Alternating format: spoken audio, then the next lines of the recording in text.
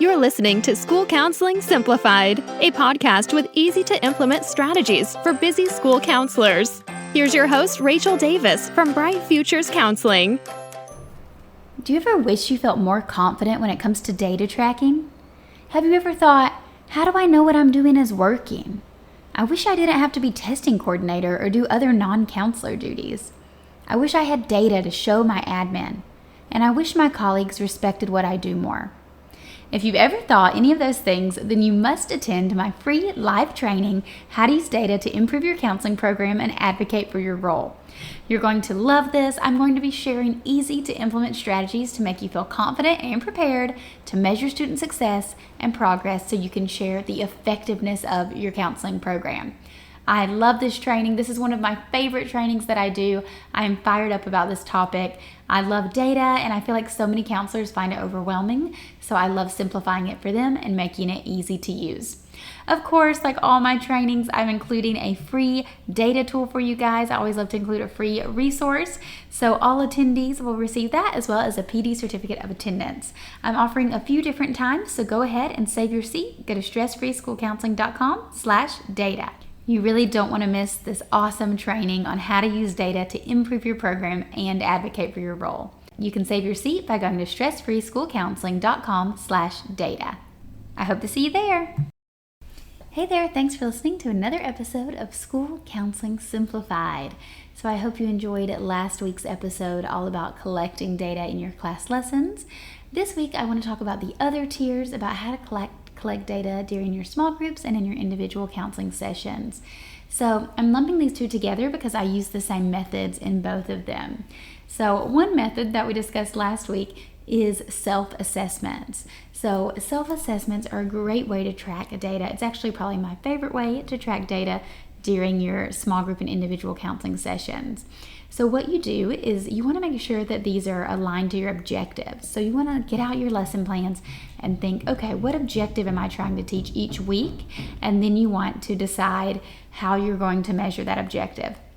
So for example, if you're trying to teach students self-control strategies one week, and during that group or individual session, you're going to play a charades game to teach the self-control strategies, or you're going to have them journal about strategies that they'd like to try. So the whole purpose of that lesson is to teach the student self-control strategies. Well, how we can measure that is with a pre and post test. So we can send out, before sessions start, a pre-self-assessment, and one of the questions on there would say, I can name 3 coping strategies, or I know which coping strategies I like to try when I feel upset. And then hopefully at the end of your sessions, when they answer that same question on their post self-assessment survey, they'll be able to say yes, or they'll be able to list the coping strategies. So that's an example of how you can align one of your self-assessment statements with the weekly objective. So if you're having a 7-week group or a 7-week individual counseling session, then you want to make sure that each week has a statement that's aligned on the self-assessment. So one week may be coping strategies, one week may be support system, one week may be feelings recognition. And you want to make sure that it measures up, because what we don't want to do is ask them something that we didn't actually teach. So this holds us accountable, and then we can figure out where there are deficits in our program. So for example, if we find that the students, everyone in the group, got the same one incorrect or answered no on the same self-assessment question, then we'll know, okay, maybe I could teach that a different way. But if we notice only 1 or 2 students, answered no, that they don't understand it, then we could, take those 2 students aside to reinforce the concept. Perhaps they need to move to a different tier of more intervention, something like that. Also, side note, I think my neighbors are doing some construction, so I apologize for the hammering in the background. So that's why I love self-assessments. I wanted to really start by driving that point home, that they are objective driven. That way you're measuring something that matters, and this is how you can actually assess what you're covering with the students. Now, some considerations when it comes to self-assessments. One is the format you're going to do them in, so paper versus digital. Now, I honestly tend to use paper more just because it seems easier with the kiddos, but the con of using paper is that you do have to input the data somewhere so you can get those pretty charts and graphs, or when you're doing an end of the year report later on. So a lot of times it requires double work for you because there's the actual self-assessment portion, but then like the data entry later on. So to avoid that data entry piece, you can have the students do a digital form. So with older students, this works great. Or I mean, honestly, so many of the kiddos are so proficient with technology now, any age could probably do it. You can use an easy Google form, and then you'll have all the results right there, as well as their name and like the timestamp of when they did it, because that is one thing you don't want to forget, is to always collect the date so you can separate which one's your pre-test and which one's your post-test. So self-assessments are a really simple way to track student understanding, and it's the student's self-perceived knowledge of the concepts, right? So they're like, this is what I think I've learned. Have I learned yes or no? Do I understand this before? Yes or no? And after? Yes or no? Another little consideration is if you're working in a group, I like to, promote confidentiality. We want the students to feel comfortable. So always tell them, this isn't a test. This is just, you're not supposed to know all of these. This is just so I can understand where you're at, so we can know what to focus on. But sometimes I like to give the kids clipboards if I'm using paper, so they can go to other parts of the room, and that way they're not like looking at each other's papers. That sometimes helps with privacy and them feeling comfortable to answer honestly. Now, getting the students' self-perceived understanding of the concepts is important, but it's also great to get their feelings about how they're doing. So this is a little different. It's also student self-perceived data, but it's less objective and it's more subjective, and we can measure that using a student rating scale. So I love to use a rating scale. You can use something like a scale of 1 to 10, but you can also get creative and use some visuals, which I'll talk about in a bit. But I love to use a rating scale to see how students are feeling about their counseling sessions. It's like a good check-in piece. So of course we want to do our feelings check every week, but this is something additional where it would just say how they feel their progress is going. So for example, let's say that you're working with a student who's struggling with the death of a loved one, and you're seeing them for grief counseling. Each week you could have them write on a scale of 1 to 10, how they're feeling about their grief, or how their grief is impacting their day-to-day life that day. And with a subject like grief, we want to remind them it's going to be like a roller coaster, and that's totally okay. We're not looking for linear healing here, right? Healing's not linear. We're looking for just honesty, and then we can talk about it. Like, oh, I noticed this week's been a lot harder than last week. Why is that? And then they may open up and share why. So this is really good, especially in one-on-one counseling in the individual sessions. It serves as a talking point for students. And another way you could do this, sometimes, we do want to see that growth, like if they're working on self-control or something. So if they're working on self-control or self-regulation or some kind of behavior, and we're tracking like, well, how do you feel like you've been able to manage your anger this week? And maybe it's getting better each week of counseling. That would be awesome. I mean, we know there may be 1 week or 2 where it's getting worse, but that's really cool information to have. And this is also great to chat with teachers like, hey, this week seemed like it was rough, or, their self-perceived reflection was that they didn't do as well this week. What happened? So it also just gives us more information so we can communicate with the students themselves and with stakeholders. Now, the final way that I like to collect data in small group and individual counseling sessions is with a behavior survey. I absolutely love behavior surveys, and these are not coming from the student. These answers are coming from parents and teachers, which is so powerful. So when we get the parent and teacher feedback as well as the student, we really have a complete picture here of what's going on. And a lot of times it will differ, but many times it'll be the same. And we'll say, okay, everyone's seeing the same thing across all 3, scenarios, but a lot of times it will differ, and maybe the parent is seeing a struggle that the teacher's not seeing at school, or sometimes the teacher, will make a referral and the parent's like, well, they're not like that at home. So it's really interesting data to see. Or maybe the parent and teacher are on the same track of what they're seeing behavior-wise, but the student is saying like, well, I know how to manage my emotions, but then we're having parents and teachers say, well, you're throwing a rock at the wall. It doesn't seem like you are. So again, great data to have. What these look like, it's a survey. Just like with your pre and post test, you're going to send it out before sessions and after sessions. Not each session, but before you start counseling sessions and at the end of the group or the end of the sessions.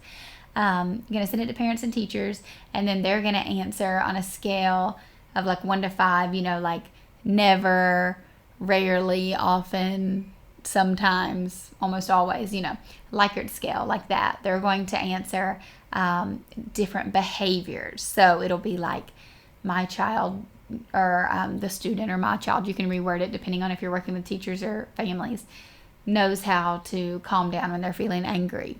My child gets violent when they're feeling angry. Often, almost always, seldom, sometimes. It's just good information to have. And then we want to do that again at the end of the sessions to compare the two. So I love to get these. A few considerations when it comes to behavior surveys. So just like we were targeting objectives that we're teaching when it comes to the self-assessments, when it comes to the behavior surveys, we're really targeting behaviors that we want to target. So think about the behaviors that you want to modify. These are likely the behaviors that have given you the referral in the first place. So it's probably something that parents or teachers are seeing, and they're like, hey, this is, impeding student success at school. We need some support in this area. Maybe that behavior is they're eloping from the classroom, or maybe that behavior is, they're getting violent when they're upset, or maybe that behavior is their anxiety is so overwhelming that they can't complete basic tasks at school. So we want to target those behaviors, and that's the questions we're going to ask about. Now, like I said, some considerations for this. I do like to do digital for these, because otherwise you're putting the paper in the student's backpack, hoping it makes it to parents, hoping you get it back. A lot of confidentiality risk there as well. We don't want the students to see what the parents said, or vice versa. So just sending parents and teachers a quick link. Hey, can you fill out this survey for me real quick? Quick Google form, 5 minutes or less. Super, super helpful. And I find that you get more results that way by sending just home a digital version and a link. You can have, do a little QR code that you staple on every permission slip, do a 2-for-1 that way.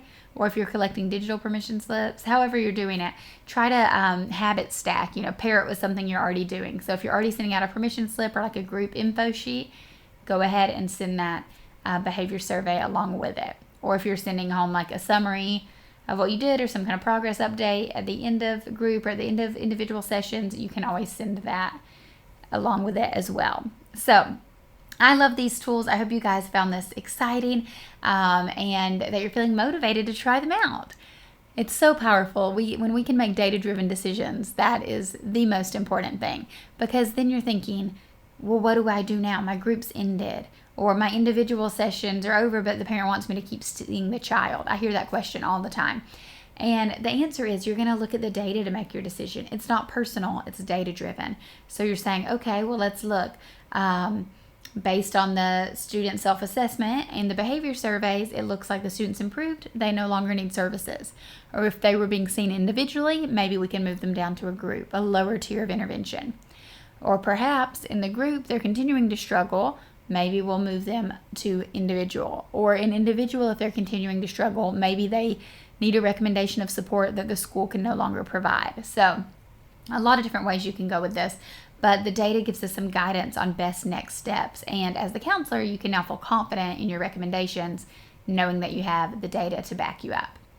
So, like I said, I hope you found this helpful. I have templates for all of these things. So if you feel like you're interested, but you don't really know how to create these, or you just want to hit the easy button, I will link to those in the show notes. But I have self-assessments, behavior surveys, and then all of my individual curriculum has those two things, as well as the student rating scales.